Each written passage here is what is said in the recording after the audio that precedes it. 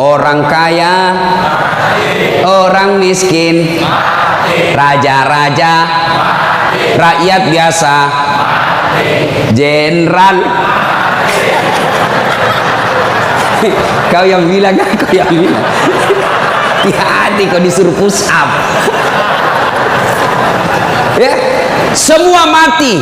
Berarti yang jadi masalah sesungguhnya bukan mati. Yang jadi masalah illa wa antum muslimun, kecuali dalam keadaan beragama Islam. Berarti ada orang Islam tapi matinya tidak beragama Islam. Siapa mereka? Contoh aja ini, contoh, jangan marah, contoh.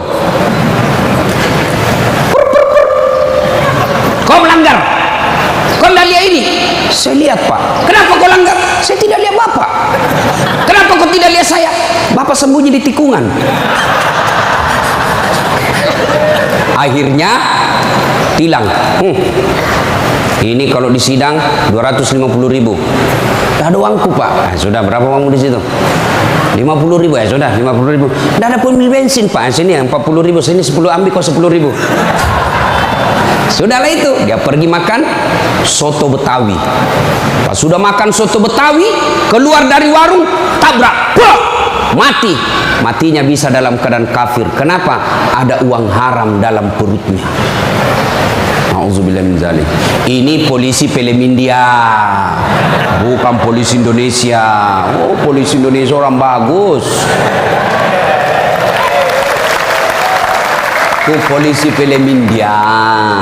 Ya, saya bilang sama jamaah saya, hei ibu-ibu, jangan kau musuhi polisi. Kau kira hidupmu enak kalau tidak ada polisi?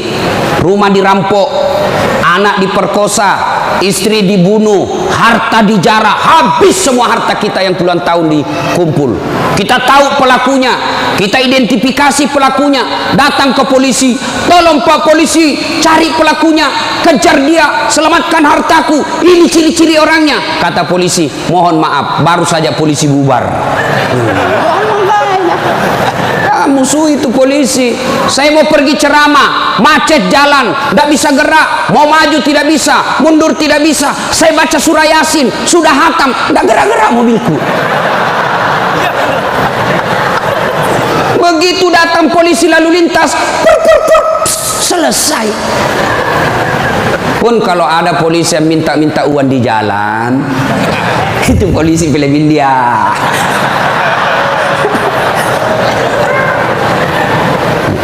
Wa qala idzan Bismillahirrahmanirrahim.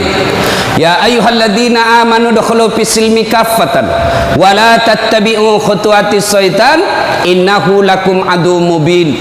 Wahai orang-orang yang beriman, masuklah engkau ke dalam Islam secara sempurna dan janganlah engkau ikuti langkah-langkah setan, karena sesungguhnya setan itu musuh yang nyata bagi kalian. Musuh kalian bukan polisi, musuh kalian bukan STM, musuh kalian bukan pemerintah, musuh kalian bukan ulama, musuh kalian adalah setan, di mana setan itu musuh yang nyata bagi kalian.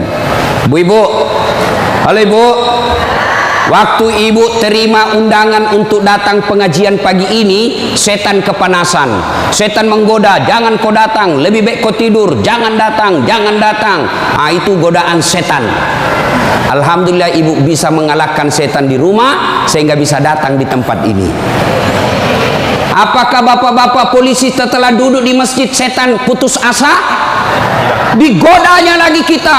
Tidak usah kau dengar ceramah, tidak usah kau dengar ceramah, pegang HP-mu, pegang HP-mu. Itu setan itu HP bos, setan. Mengalihkan perhatian. Orang ceramahnya siaran langsung juga, baru 3 penontonnya, pret. Simpan dulu HP bos, simpan dulu, simpan dulu. Sudah dikasih tahu HP itu setan, masih dipegang HP-nya, bukan lagi temannya setan, tapi kau sudah jadi setan cilaka. Woi bu, simpan dulu HP. Woi, ibu-ibu yang pegang HP, saya doakan suaminya kawin lagi. Mau kau? Bos, dengar dulu. Kenapa saya larang siaran langsung ketika saya ceramah?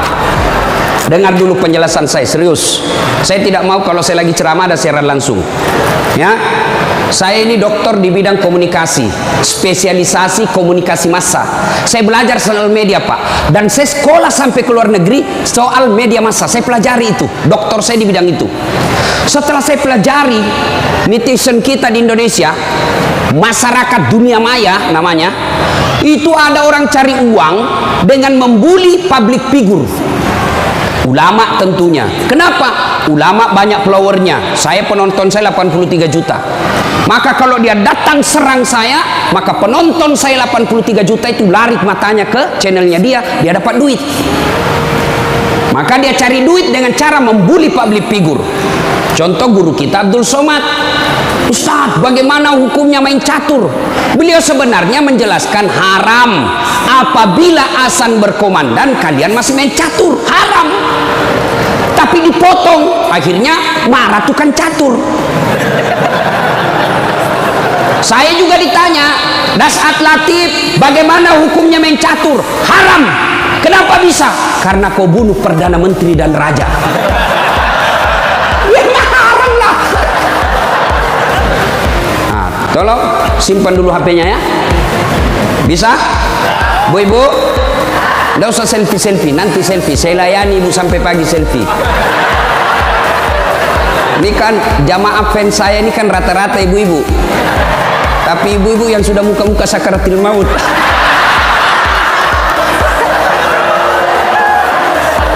Orang sudah lagi ceramah, selesai ceramah keringatan, capek, dia kejar kita. Ustaz, selfie Ustaz. Saya layani karena kalau tidak dia catat di medsosnya, sombong. Selfie lah dia. Ulangi Ustaz, kabur Ustaz. Ulang lagi Ustaz. Dalam hatiku, biar kuulang 10 kali, nah mukamu yang kabur.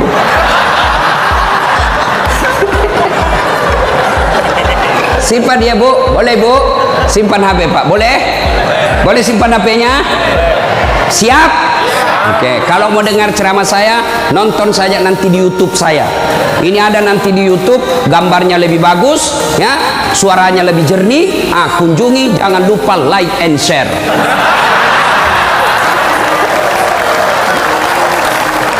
Kita dengerin bapak-bapak, ayo bos, selawat, jangan mempermalukan jenis kelamin. Ayo, Sholatul, yang di atas, ala tohara Sholatullah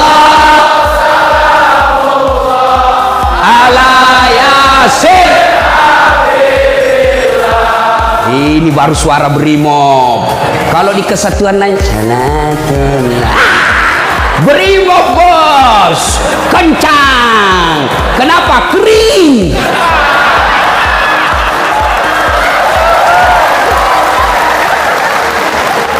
Saya ceramah ini gaspol atau rem-rem? Hah? Serius? Hah? Oke, gaspol memang. Satu, dengar.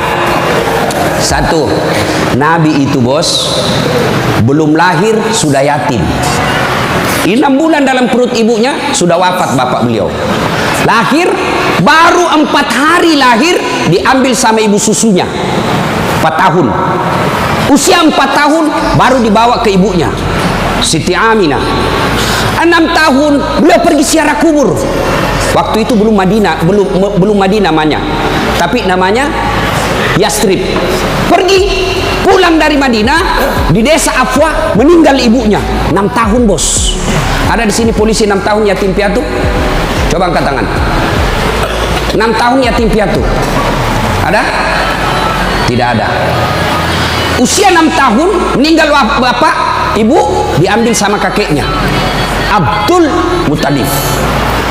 8 tahun meninggal lagi kakeknya, diambil oleh pamannya. 12 tahun sudah ikut, 9 tahun mengembala. Mengembala Pak, 9 tahun tidak main handphone. Coba. 12 tahun perang, bukan perang agama, tapi perang antar suku. 16 tahun dagang. Bukan dagang dari Kelapa II ke Citos, Tanah Abang, bukan. Kenapa? Dari Mekah ke Syria. Bukan naik pesawat, naik onta, padang pasir. Hari demi hari, waktu demi waktu, beliau punya masalah dalam hidupnya. Berarti tidak ada manusia yang tidak ada masalahnya. Apalagi kalian anggota BRIMOB. Nih, muka-muka penuh masalah semua ini. Apa masalahmu, bos? Cicilan. Mana ada tidak ada cicilannya di BRI sini? Coba, tuh tidak ada orang tidak ada masalah. Semua penuh masalah. Yang sederhana aja deh, sederhana saja. Saya kasih contoh. Waktu kalian mau SMA, tamat SMA, apa masalahmu? Mau jadi polisi. Terima di SPN, Sekolah Polisi yang tamatan SMA. Sudah itu selesai masalah? Tidak. Masalah baru apa? Penempatan. Mau dapat yang basah. Hati-hati bos, di tempat basah kok gampang tenggelam. Sudah dapat tempat basah, mau lagi naik pangkat, sekolah lagi. Perlu lagi biaya. Sudah sekolah selesai masalahmu? Tidak, penempatan lagi. Sudah penempatan, mau naik lagi pangkat. Pangkat tak naik sampai bintang 1, bintang 2, bintang 3. Selesai bintang 3, tidak, terancam pensiun. Ayo, mana ada orang tidak ada masalahnya? Ustadz, kau pikir tidak ada masalahnya Ustadz? Wow, masalah demi masalah. Apa masalahnya Ustadz? Ditipu. Kenapa bisa ditipu? Assalamualaikum Ustaz. Waalaikumsalam. Boleh pergi ceramah di Pulau Kijang? Boleh. Jelaskan saya ke situ. Kita dari Makassar naik pesawat ke Jakarta, dari Jakarta ke Jambi, dari Jambi naik mobil dulu 1 jam. Sudah itu naik perahu, speedboat. Berapa jam? 2 jam paling lama Ustaz. Oke, jalan. Sudah tiba naik speedboat? Bukan. Ternyata katinting. Saya bilang, bos, bukan speedboat ini, katinting ini. Yang minum, toko. Ya kan? Kalau speedboat, siung. Dalam hati ditipu lagi saya ini, kurang ngajar ini. Sudah 3 jam, belum sampai-sampai. 4 jam, belum sampai-sampai. Saya bilang, Haji, Bapak bilang cuma 2 jam. Ini sudah mau 4 jam, kita belum sampai. Dia bilang, mohon maaf Ustaz, sebenarnya ini 9 jam Ustaz.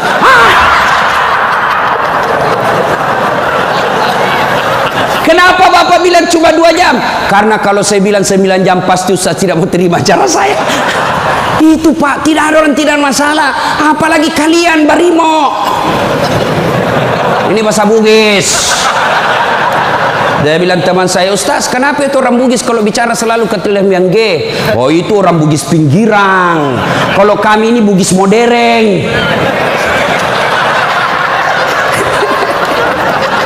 Bos, adik-adik polisi, ini yang brimob. Mana ada tidak ada masalah? Sepertinya dari semua pekerjaan, polisi lah yang paling banyak masalahnya. Kenapa? Masalahnya orang kita urus Pak. Dia yang baku tikam, kita yang repot. Periksa. Ayo, sudah sesuai pasal, datang lagi pimpinan. Atur sedikit itu. Masalah Pak. Mana ada tidak ada masalah? Ibu-ibu yang sederhana, masalah rumah tangga, bapak polisi, istri cantik, bapak pikir bukan masalah? Istri cantik digoda orang, apalagi kalau suaminya jelek. Oh, lebih masalah itu. Berarti bagus kalau istri jelek Ustaz. Istri jelek dihina orang. Masalah bos, kita lagi malu jalan sama dia. Ada undangan pengantin, duluan aja dek, nanti kita ketemu di gedung. Sampai di gedung dia bilang istrinya, bang, mana kau bang? Saya sudah sampai. Mohon maaf dek, saya tidak jadi ke situ lagi benceret. Ayo, istri cantik masalah, istri jelek masalah. Coba, berarti bukan masalah kita. Masalah kita adalah bagaimana cara mengatasi masalah. Mengatasi masalah tanpa Ibu-ibu tahu juga pegadaian di sini. Mengatasi masalah, Allah coba bilang, Pak Polisi, Brimob, ada masalah, kau jadi komandan dulu. Tidak. Brimob, ada masalah, kau sekolah dulu jadi dokter. Ada masalah, kau kaya dulu. Ada masalah, kau Kapolres dulu. Tidak. Allah cuma minta dua. Ista'inu bisabri wassalah. Sabar, perbaiki solatmu, Allah yang selesaikan masalahmu. Tiba-tiba dipindah pelosoknya Ambon, jauh sekali sampai ke Masohi.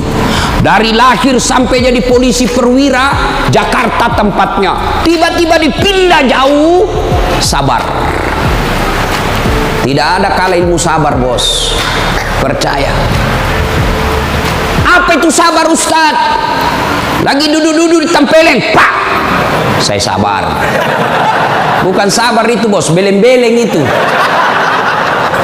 Masa tidak ada salamu ditempeleng kok sabar? Enggak.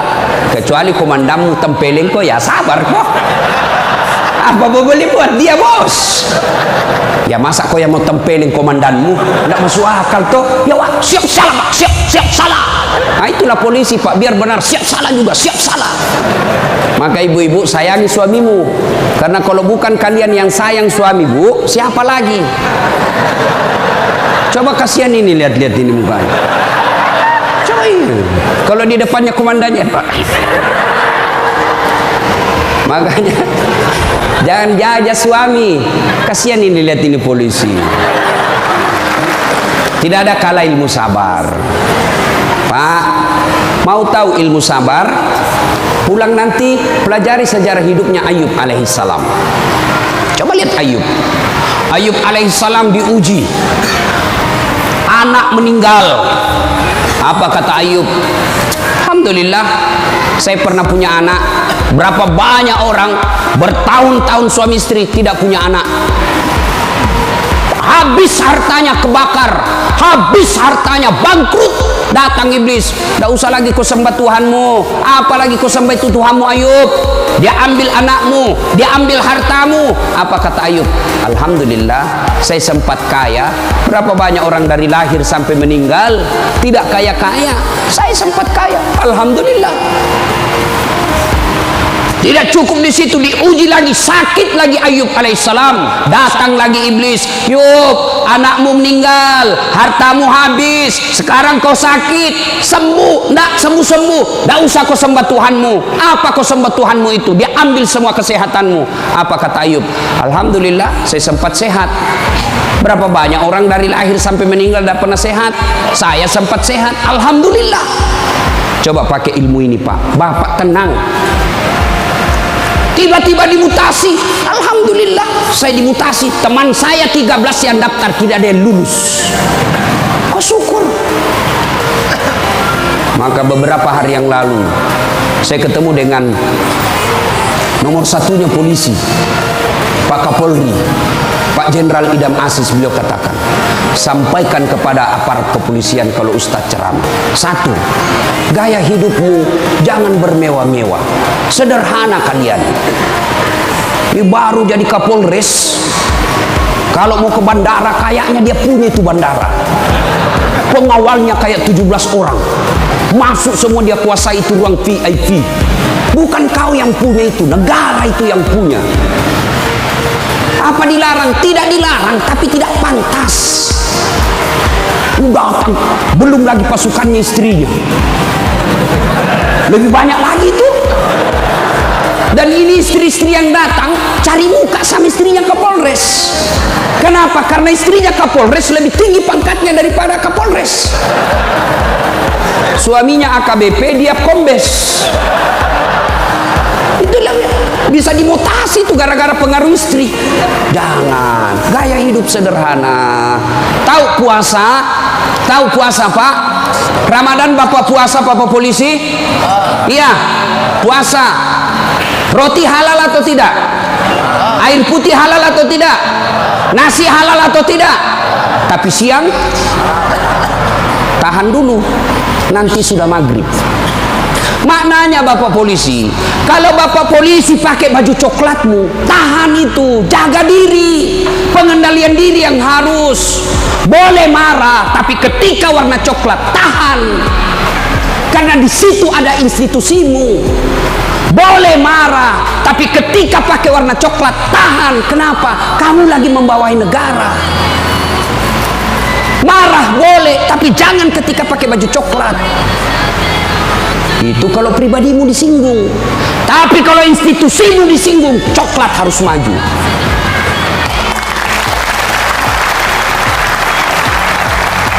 Kalau kamu unjuk rasa, cuma unjuk rasa diludahi, anggap saja itu angin lalu.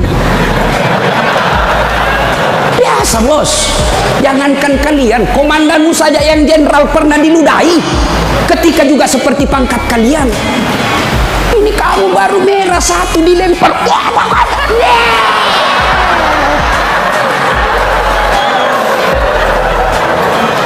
Bos, Rasulullah Pak pergi sholat jamaah, diludahi dari atas. Apa Nabi melempar?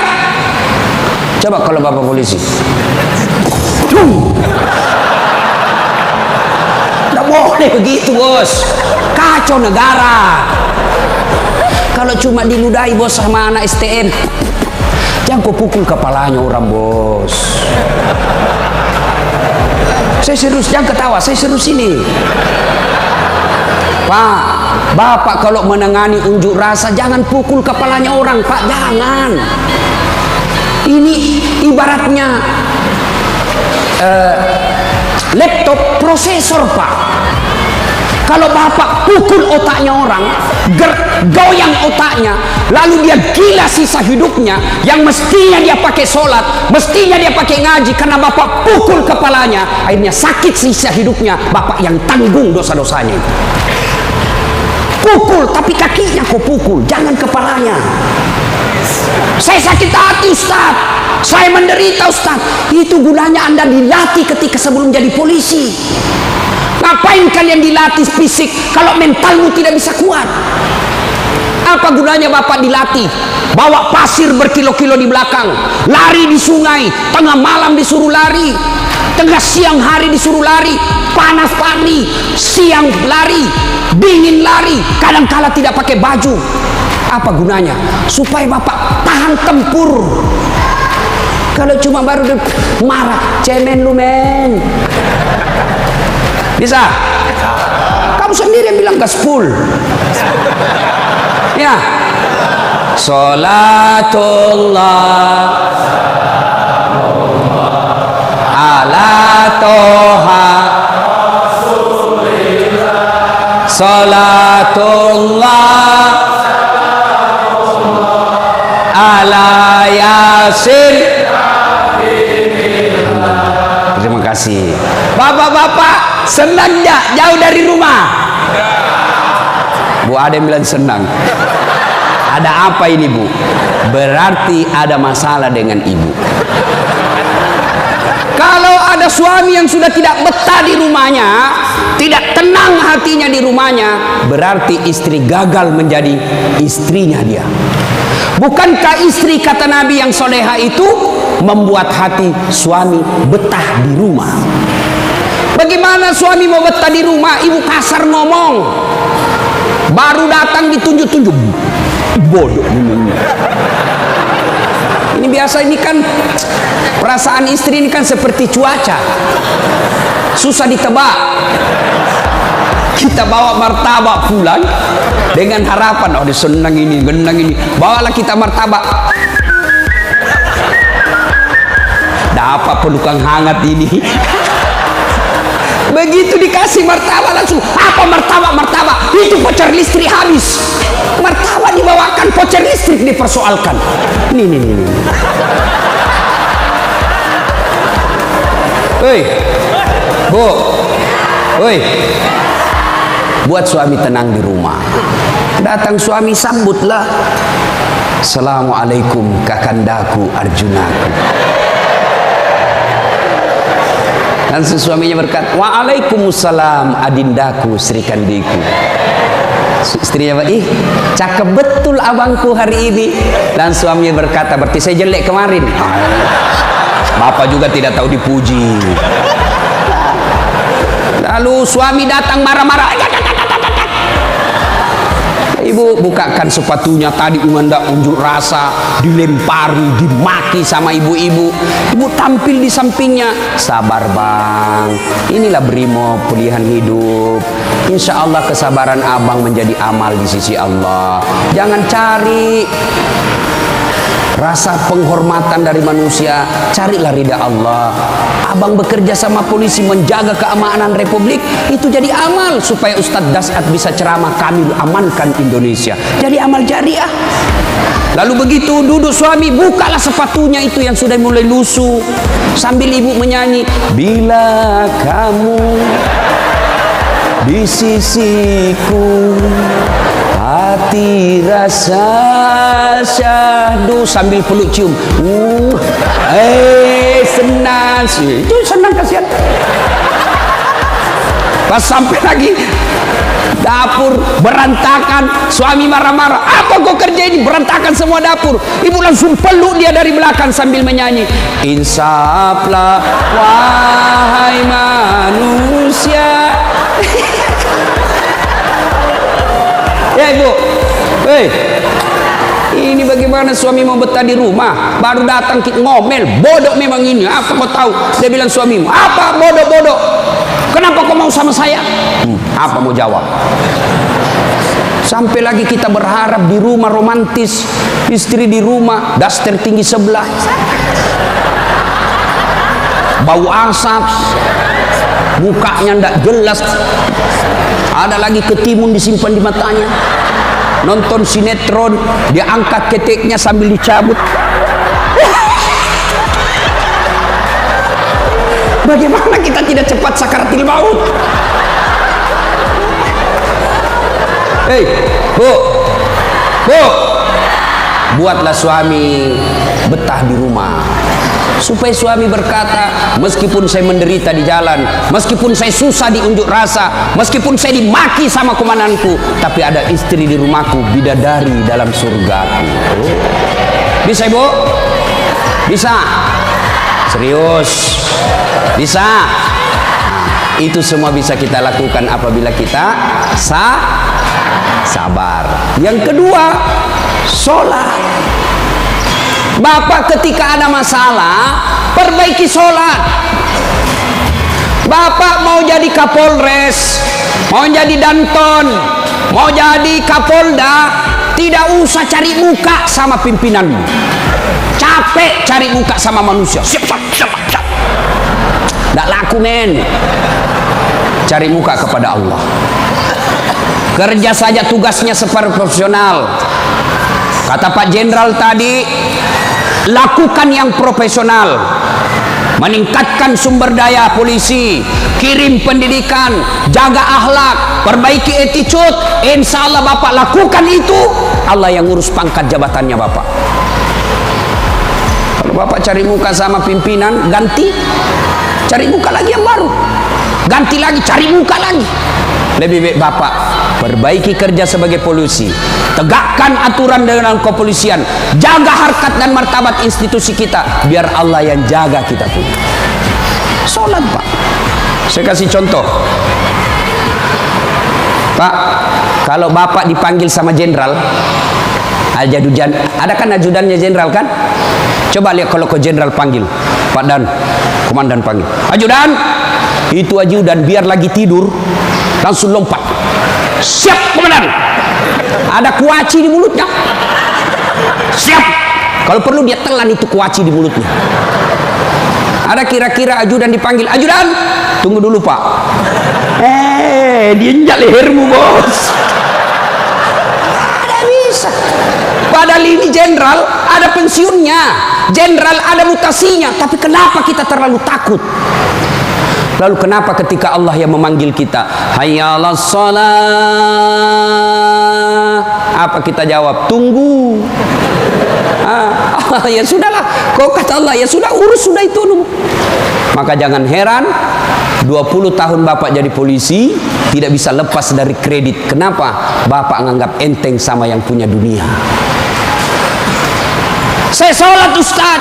Betul Bapak sholat, tapi main-main. Allah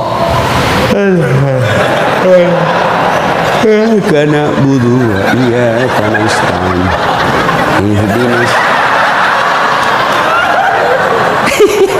Siapa yang kau sholat begitu? Allah.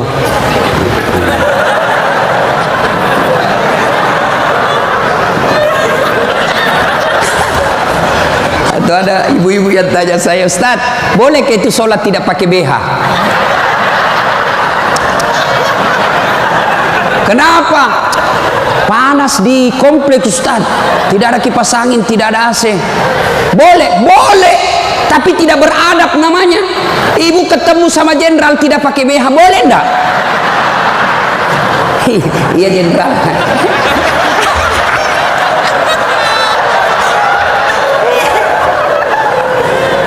Maka jangan heran Bapak bertahun-tahun sholat tidak bisa baik hidupnya. Kenapa?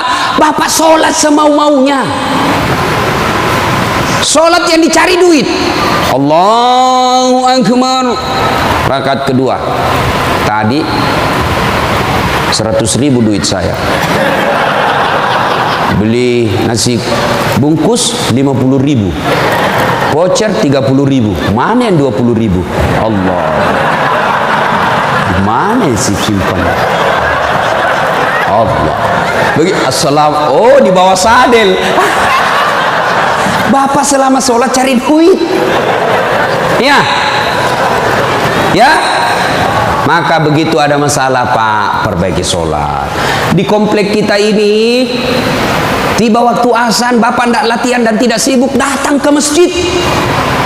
Sudah sampai ke masjid, yang dari sana, yang dari pintu sana, menghadap kemana? Menghadap kemana? Kemana? Barat. Mau orang Sulawesi, mau orang Jawa, orang Papua, orang Medan, datang ke masjid, menghadapnya sama ke barat. Tidak mengatakan orang Sulawesi Selatan, dia menghadap ke selatan. Dia orang Jawa Barat, dia menghadap ke barat. Tidak. Nah, itulah makna pentingnya amanah dari jenderal kita tadi. Kita ini satu kesatuan. Tidak boleh ada berkata polisi Bugis, tidak boleh berkata polisi Jawa, polisi Papua. Tidak. Anda kalian adalah polisi Republik Indonesia. Coba lihat kalau Bapak sholat, boleh enggak pakai bahasa masing-masing? Boleh? Enggak boleh, kacau Pak. Coba kalau kita sholat pakai bahasa masing-masing. Yang jadi imam keturunan Arab. Allahu Akbar. Makmum brimob dari Bugis, dia takbir pakai bahasa Bugis. Pungallahu ta'ala malopo. Sudah ribut kan orang langsung. Datang lagi orang Padang, dia takbir Allah nan gadang. Lah, kita balik lagi. Padang. Mana datang lagi jamaah yang Allah ganal bujur. Kutai. Terakhir anak gaul dari Betawi. Allah gede banget gitu loh. Kacau kan? Begitu juga di polisi. Kalau rakyat Indonesia saja selalu disampaikan jangan berpecah belah, jangan bertengkar, kalian satu rakyat Indonesia. Apalagi polisi harus lebih bersatu. Jangan rakyat kita bersatu, polisi berpecah belah. Oh kami brimob, oh kami Kopassus Densus, oh kami Kegana. Enggak, kalian adalah polisi rakyat Indonesia. Bagaimana agar muncul persaudaraan? Kata Nabi, umatku itu, polisi itu kalau diaplikasikan dalam polisi itu seperti badan ini. Coba lihat badan kita Pak, satu sakit yang lain ikut merasakan. Tangan kanan gatal tanpa disuruh kiri yang garuk. Tangan kiri yang gatal tanpa diundang, kanan yang garuk. Gatal dua-duanya, kerjasama. Begitu kalian jadi brimob, begitu kalian jadi polisi. Coba ada anak muda lagi jalan malam-malam, tahan tuh kakinya, kaki tahan tuh, semua ikut merasakan. Pertama yang bereaksi mulut,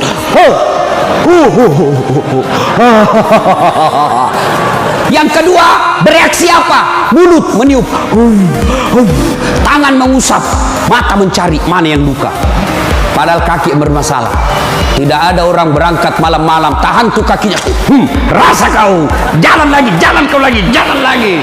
Begitu mestinya menjadi polisi. Beda kesatuan tapi satu tugas, mengangkat citra dan martabat polisi Republik Indonesia. Ya, bersaudara. Tadi sama Pak Wadan, Jenderal saya bilang, berhubung ini kan gersang. Lalu beliau katakan, betul gersang, tapi kami banyak teman. Kalau kalian mau kaya, perbanyak teman. Saya juga begitu, Pak. Saya ini tidak banyak duit, tapi banyak temanku. Temanku banyak duitnya. Ada Pak Kapolri, ada polisi macam-macam. Dia bilang, Pak Kapolri, bawa ini kartu nama aku, Ustaz, simpan depannya, langsung dia hormat sama Ustaz. Aman Jenderal. Makin banyak teman, makin gampang urusan selesai. Saya, Pak, saya tidak banyak duit, tapi banyak teman saya. Di Makassar hampir tidak pernah laku duit saya. Di mana-mana saya gratis. Makanya istri saya senang betul kalau saya ke pasar. Baru saya turun dari mobil, ada yang teriak, Assalamualaikum Ustaz. Aman dan terkendali. Sahabat, ambil sayur, ada isi ikan. Berapa Ji? Tidak usah Ustaz. Tidak enak. Berapa? Tidak usah. Padahal dalam hatiku, memang itu yang kutunggu. Ayo Pak. Dua, banyak teman, gampang selesai masalah. Saya pergi perpanjangan SIM di Polres. Baru saya turun dari mobil, keluar Kapolres. Assalamualaikum Ustaz. Siap Komandan. Ada apa ini Ustaz? Perpanjangan SIM. Panggil Kasat Lantas. Bantu ya, selesaikan cepat. Jangan kau minta uangnya Ustaz. Dosa uang Ustaz kau makan. Ayo Pak. Banyak teman, gampang selesai masalah. Maka saudara-saudaraku polisi brimob, jangan cari musuh. Kalau pribadi kalian yang dihina, selama kalian tidak terancam jiwamu, pasrahkan dirimu sebagai aparat kepolisian, insya Allah kesabaranmu menjadi amal di sisi Allah.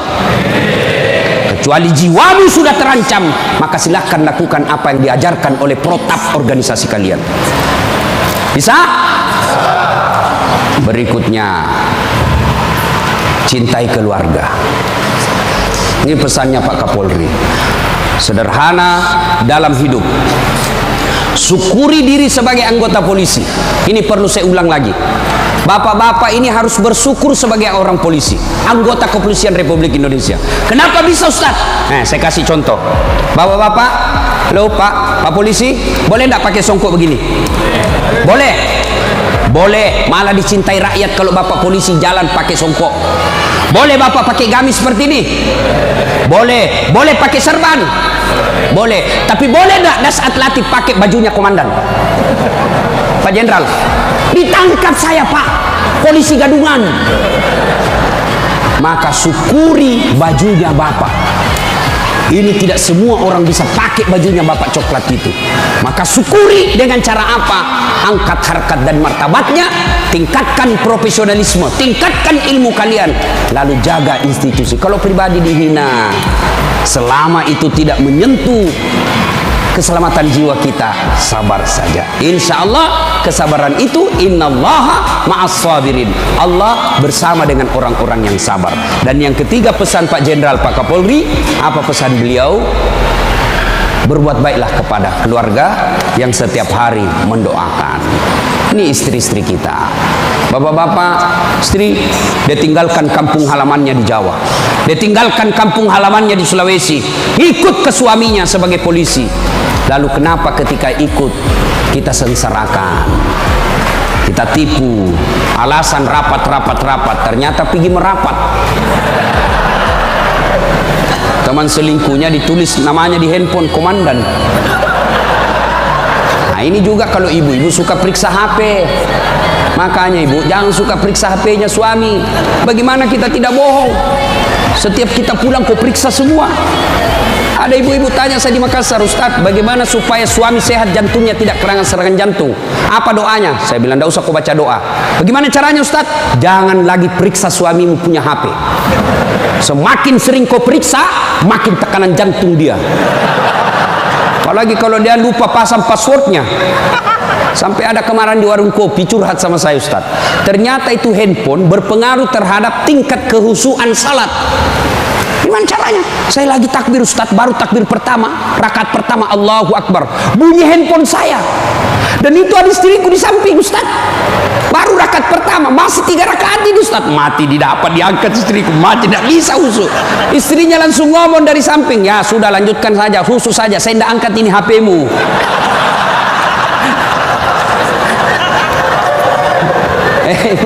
Nah, ibu bapak, saudara-saudara sekalian, banyak yang ingin kita sampaikan, tapi waktu yang terbatas. Hiduplah sederhana, bersabar, kemudian dekati Allah dengan meningkatkan kualitas sholat. Ini yang saya lupa, Ustadz, bagaimana kalau kita lagi tugas pengamanan? Masuk waktu sholat, Ustadz, mau tinggalkan tempat tidak bisa, Ustadz, mau wudhu tidak ada air, bagaimana caranya, Ustadz? Inilah yang disebut daruriyah, keadaan darurat. Maka solusinya bapak tayamum. Saya ajarkan tayamum. Lihat Pak Polisi, ini baju dilinting naik ke atas. Kalau bapak pakai lengan panjang, ya, linting sampai atas. Lalu sudah itu letakkan telapak tangan di dinding, atau di dinding mobil boleh, Pak. Dinding mobil, kacanya mobil, dindingnya kah boleh. Atau kalau bapak ada pasir, letakkan telapak tangan di pasir. Sudah itu bertepuk. Jangan langsung begini, Pak. Bapak pasti tidak sholat itu. Masuk tanah, pasir. Bapak tidak jadi sholat. Itulah sebabnya suruh tepuk kalau sudah letakkan pasir. Sudah itu gosok wajah, usap. Semua. 1 kali sudah sah, 3 kali lebih bagus. Sudah itu letakkan lagi telapak tangan di dinding mobil berimob. Sudah itu usap kanan.